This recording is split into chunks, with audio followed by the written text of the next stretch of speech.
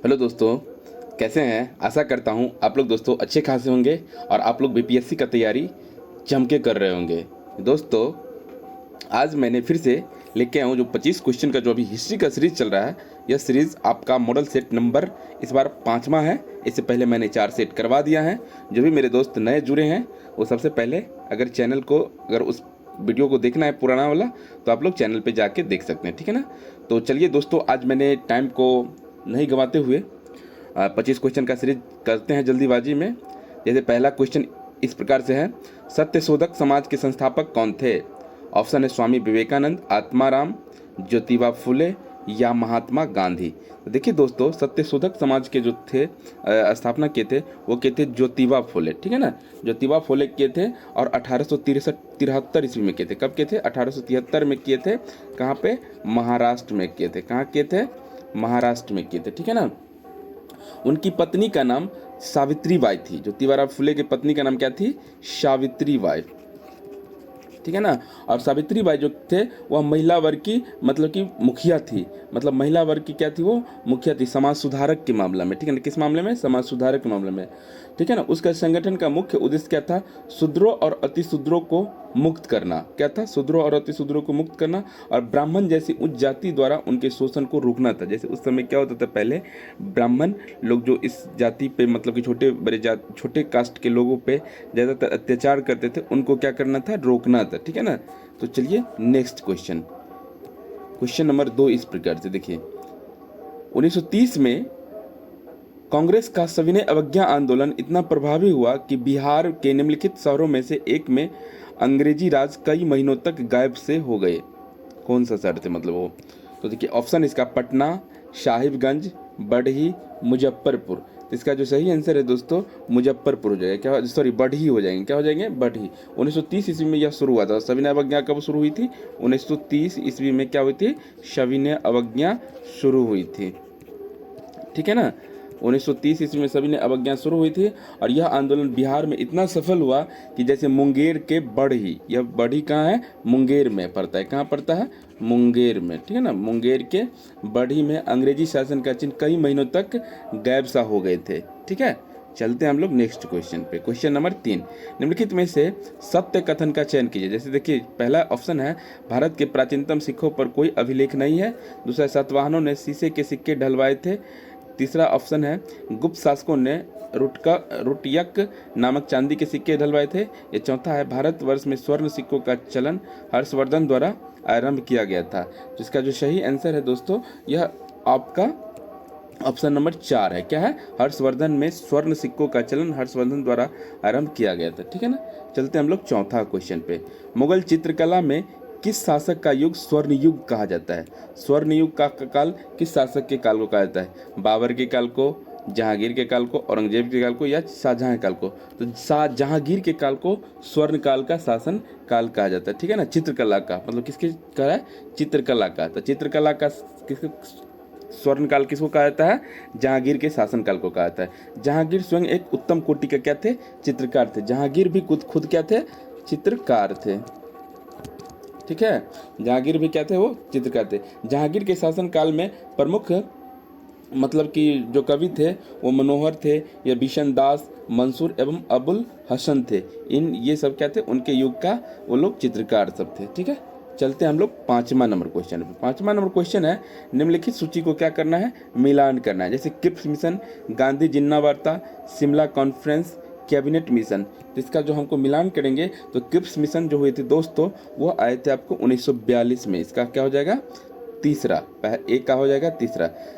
B number है गांधी जिन्ना वार्ता। तो गांधी जिन्ना वार्ता हुई थी 1944 में। कब हुई थे? 1944 में। गांधी जिन्ना वार्ता कब हुई थी? 1944 में। अगला है शिमला कॉन्फ्रेंस। शिमला कॉन्फ्रेंस जो हुए थे 1945 में हुए थे। कब हुए थे? 1945 में, ठीक है ना। तो इसका 4 हो जाएगा। फिर है अगला कैबिनेट मिशन। कैबिनेट मिशन जो हुई थी वह 1946 में हुई थी। कब हुई थी? 1946 में हुई थी, ठीक है ना। तो इस प्रकार से मैच करना था। मतलब कि तो पहला का क्या हो जाएगा? तीसरा, ठीक है ना। दूसरा का क्या हो जाएगा?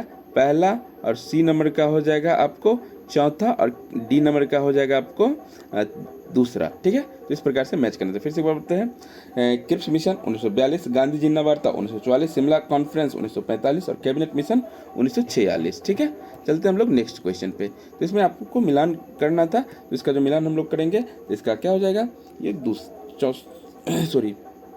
चौथा हो जाएगा। क्या हो जाएगा, चौथा नंबर। पहला का तीसरा था, ठीक है ना, फिर दूसरा का पहला था, तीसरा का चौथा था, और चौथा का दूसरा था। चलते हैं हम लोग नेक्स्ट क्वेश्चन पे। Question number 6। क्वेश्चन नंबर 6 है, नेहरू की अंतरिम सरकार के वित्त मंत्री का नाम क्या था। तो नेहरू की अंतरिम सरकार की वित्त मंत्री का नाम था लियाकत अली खां। क्या था, लियाकत अली खां। ठीक है ना, चलते हैं हम लोग नेक्स्ट क्वेश्चन। 7वां नंबर क्वेश्चन, किस गवर्नर जनरल ने सहायक संधि को प्रारंभ किया था। तो सहायक संधि को प्रारंभ करने का श्रेय लॉर्ड ब्लेजली को जाता है। किसको जाता है, लॉर्ड ब्लेजली को जाता है। ठीक है ना, उस पर क्या हुआ था, 1798 से 1805 तक भारत के गवर्नर जनरल लॉर्ड ब्लेजली रहते। तो लॉर्ड ब्लेजली कब से कब तक गवर्नर जनरल थे, 1798 से 1805 ईस्वी तक क्या रहते, वो भारत का गवर्नर जनरल रहते। भारत का क्या रहते, वो गवर्नर जनरल रहते। ठीक है ना, उसके बाद चलते हैं हम लोग नेक्स्ट क्वेश्चन। क्वेश्चन नंबर 8 है। फिर देखिए यहाँ पे भी दी गई पुस्तकों की सूची 2 से दिए गए उनके लेखकों के नाम से सम्मिलित कीजिए।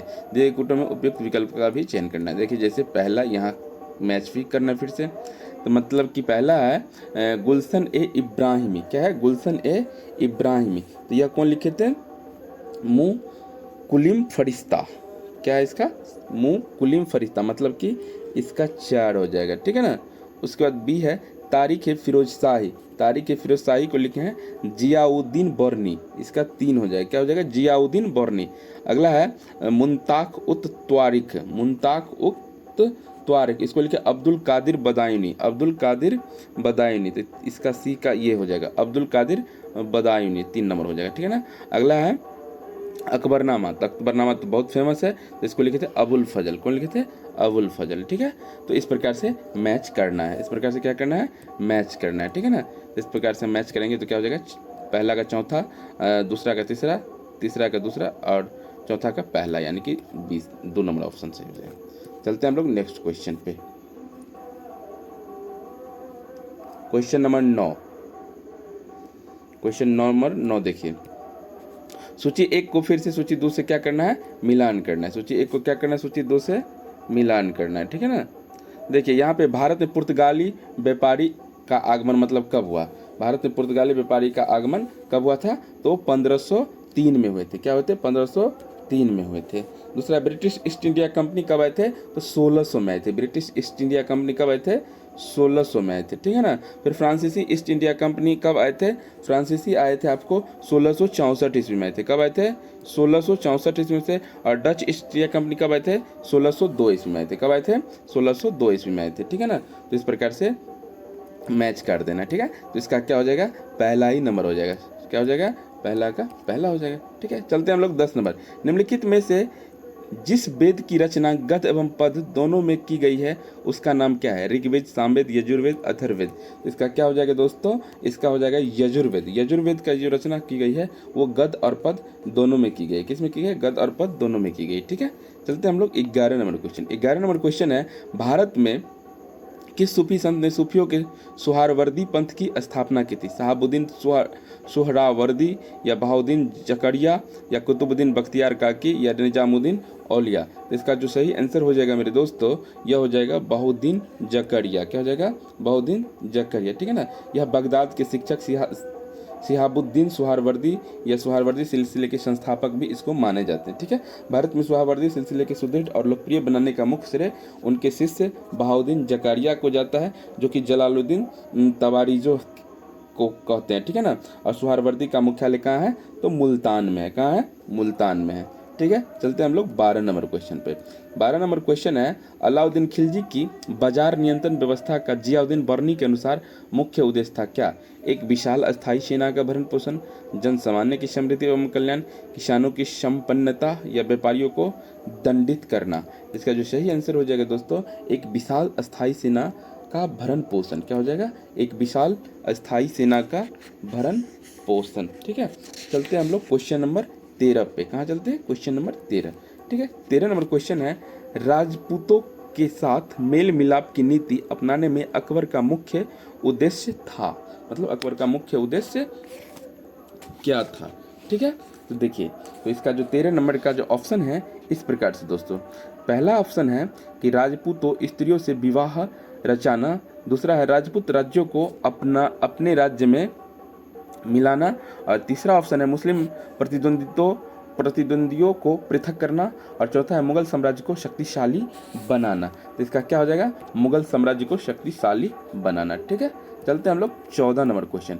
14 नंबर क्वेश्चन, निम्नलिखित घटनाओं को कालक्रम की दृष्टि से सजाइए एवं नीचे दिए गए कूट के आधार पर उत्तर का चयन कीजिए। जैसे बाजार कीमतों में सुधार, दूसरा ऑप्शन है पृथ्वीराज चौहान की पराजय, या राजधानी स्थानांतर, या कुतुब मीनार का निर्माण, ठीक है ना।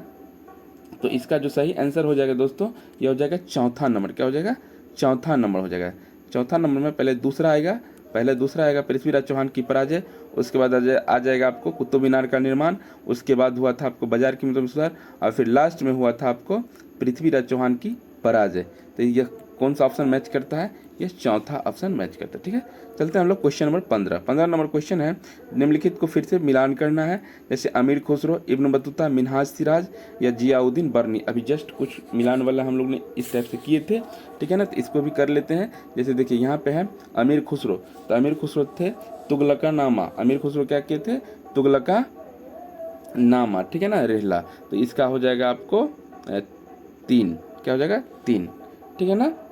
इब्न बतूता का रेहला, इसका चौथा हो जाएगा, इसका चौथा। मिन्हाज सिराज का हो जाएगा आपको दोस्तों तबाके नासरी। क्या हो जाएगा, तबाकत ए नासरी, ठीक है ना। तो इसका हो जाएगा आपको 2 नंबर। फिर जियाउद्दीन बर्नी का हो जाएगा दोस्तों तारिक ए फिरोज शाही। क्या हो जाएगा, तारिक ए फिरोज शाही, ठीक है ना। तो इस प्रकार से मैच कर देना है, ठीक है ना। तो इसका सही इसमें जो होगा वो ऑप्शन नंबर 3 हो जाएगा, ठीक है। चलते हैं हम लोग नेक्स्ट क्वेश्चन पे। तुर्क शासक शहाबुद्दीन गौरी ने पृथ्वीराज चौहान को किस युद्ध में पराजित किया था, ठीक है ना। तो पृथ्वीराज चौहान को किस युद्ध में पराजित किया था, मतलब कि मोहम्मद गौरी ने। तो देखिए तराइन का 2 युद्ध होता था, एक 1191 में जिसमें पृथ्वीराज चौहान ने मोहम्मद गौरी को हराया था। 1191 का जो युद्ध हुआ था, तराइन का प्रथम युद्ध 1191 में, इसमें पृथ्वीराज चौहान क्या हुए थे, विजय हुए थे।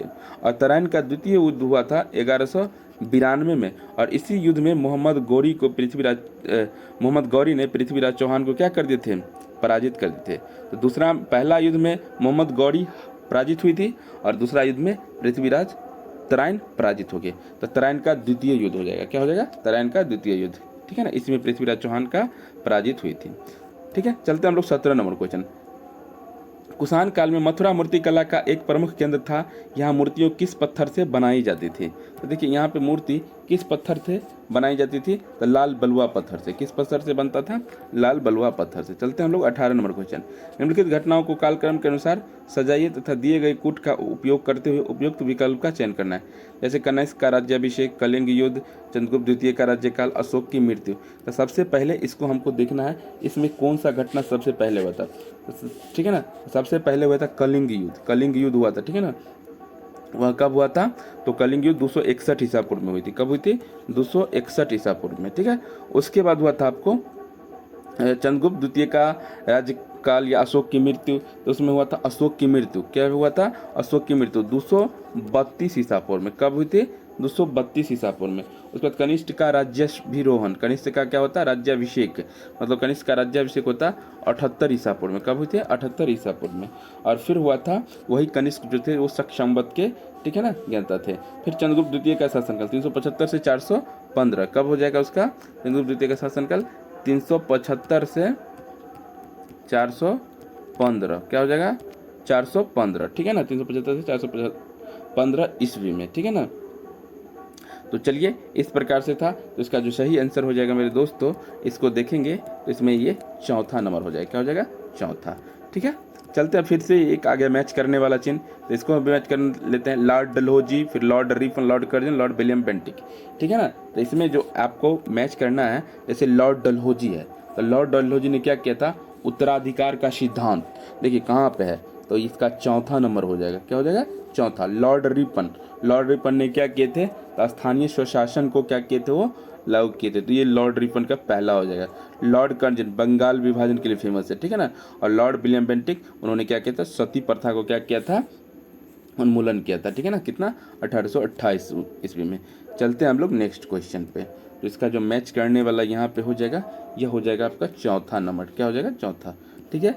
चलिए नेक्स्ट क्वेश्चन। बंगाल में दोहरा शासन का अंत किस गवर्नर के शासनकाल में हुआ था? Lord Warren Hastings, Lord Clive, Lord Barlow या लॉर्ड कॉर्नवालिस, ठीक है ना। तो लॉर्ड वारन हेस्टिंग्स की दोहरी शासन नीति का समाप्त किसके काल में थी? लॉर्ड वारेन हेस्टिंग्स के, ठीक है ना। यह जब जो मतलब कि बंगाल विभाजन जो मतलब कि हुआ था, उसके बाद से लगभग उसी को माना जाता है। किसको? लॉर्ड वारेन हेस्टिंग्स को। द्वैत शासन के जनक लियो कॉर्टिस को माना जाता है, लेकिन इसकी शुरुआत बंगाल में कब हुआ था? 1765 ईस्वी से माना जाता है। इसके अंतर्गत कंपनी ने दीवानी और निजामत के कार्यों का निष्पादन किया और भारतीयों के माध्यम से करती थी, लेकिन वास्तविक शक्ति कंपनी के पास होती थी। वास्तविक शक्ति किसके पास होती थी? कंपनी के पास। चलते हैं हम लोग 21 नंबर क्वेश्चन। 21 नंबर क्वेश्चन है, दीवान का पद अवध राज्य में किस परिवार के पास रहता था? तो दीवान का पद किस परिवार के पास रहता था? मेदिनी राय एक राजपूत था, या नीलकंठ नागर एक गुजराती ब्राह्मण, नवल राय एक काश्यपस्थ, या आत्माराम एक पंजाबी खत्री? तो इसमें जो सही आंसर हो जाएगा मेरे दोस्तों, यह हो जाएगा नीलकंठ नागर एवं गुजराती ब्राह्मण के पास। किसके पास? नीलकंठ एवं नागर गुजराती के पास, ठीक है। चलते हैं हम लोग नेक्स्ट क्वेश्चन, 22 नंबर क्वेश्चन। यहाँ पे भी क्या करना है? मिलान करना है। देखिए जैसे सूरसेन, गंधार, कौशल, वैशाली, ठीक है ना। तो इसको मिलान करना है इससे। तो देखिए इसमें इसकी राजधानी कहाँ थी? तो सूरसेन की राजधानी कहाँ थी? मथुरा। कहाँ थी? मथुरा, ठीक है ना। गंधार की राजधानी थी आपको तक्षशिला। कहाँ? तक्षशिला। कौशल की राजधानी कहाँ थी? तो कौशल की थी अयोध्या। और वैशाली की बज्जीसंग। वैशाली की बज्जीसंग, मतलब एक का 2 और बी का 1। देखिए कौन सा ऑप्शन में मिल रहा है इस प्रकार से, एक का 2 और बी का 1, ठीक है ना। मतलब कि तीसरा ऑप्शन में मिल रहा है, ठीक है ना। और सी का 3 था और डी का 4 था, तो इसका ये हो जाएगा, ठीक है। चलते हैं हम लोग नेक्स्ट क्वेश्चन। सीमांत गांधी खान अब्दुल गफ्फार खान ने पठानों की पार्टी बनाई थी। उस पार्टी का नाम क्या था? पठान दल, खुदाई खिदमतगार, या खासकर पार्टी, या मुस्लिम लीग? देखिए वो जो पार्टी बनाई थी उसका नाम था खुदाई खिदमतगार। अब्दुल गफ्फार खान की पार्टी का नाम क्या था? खुदाई खिदमतगार, ठीक है। चलते हैं हम लोग 24 नंबर। रामकृष्ण मिशन की स्थापना की थी स्वामी दयानंद सरस्वती, स्वामी विवेकानंद, देवेंद्रनाथ टैगोर, केशव चंद्र सेन? तो स्वामी विवेकानंद ने क्या किए थे? रामकृष्ण मिशन की स्थापना किए थे। कब किए थे? तो 1897 में किए थे। कब किए थे? 1897 ईस्वी में किए थे, ठीक है ना। और फिर उसने क्या किया कि 1909 में सोसाइटी पंजीकरण अधिनियम के अंतर्गत क्या किया? पंजीकृत कराया गया। और इसका मुख्यालय कहाँ था? कोलकाता में था। इसका मुख्यालय कहाँ था? कोलकाता में था, ठीक है ना। और उसने क्या थे? बेलूर तथा अल्मोड़ा के मायावती नामक स्थानों पर भी इसको खोला था उसका, ठीक है ना, केंद्र। चलते हैं हम लोग नेक्स्ट क्वेश्चन पे। आखिरी क्वेश्चन होगा इस टेस्ट सीरीज का, जो कि 25वां नंबर। जयप्रकाश नारायण को राष्ट्रीय स्तर के नेता की पहचान किस संदर्भ में मिली थी, ठीक है ना। तो ऑप्शन है इसका, भारत छोड़ो आंदोलन, कांग्रेस समाजवादी दल की स्थापना, भूदान आंदोलन, उनको कॉन्फ्रेंस कार्यकारिणी समिति का सदस्य बनाया जाना। तो ठीक है, इसका जो पहला आंसर हो जाएगा वो भारत छोड़ो आंदोलन के दौरान ही क्या हुआ था, उसको भी वह पहचान मिली थी। जयप्रकाश नारायण भारत छोड़ो आंदोलन के दौरान ही हजारीबाग जेल के दीवार फांद कर भाग गए थे। क्या कहते हैं? हजारीबाग जेल के दीवार फांद कर भाग गए और फिर क्या क्या भूमिगत होकर इस आंदोलन का नेतृत्व करते रहे। उन्होंने आंदोलन से पीछा नहीं हटा और उन्होंने आंदोलन का नेतृत्व करते रहे। ठीक है दोस्तों, तो आप लोग जरूर यह वीडियो आप लोग को अच्छा लगा होगा दोस्तों। तो जो भी मेरे दोस्त नए हैं तो चैनल को सब्सक्राइब करेंगे और लाइक जरूर कर देंगे, ठीक है ना। फिर हम आप लोग को कल मिलते हैं नेक्स्ट वीडियो के साथ। तब तक दोस्तों विदा चाहता हूँ, आपका दिन शुभ हो, मंगलमय हो। तब तक के लिए बाय बाय।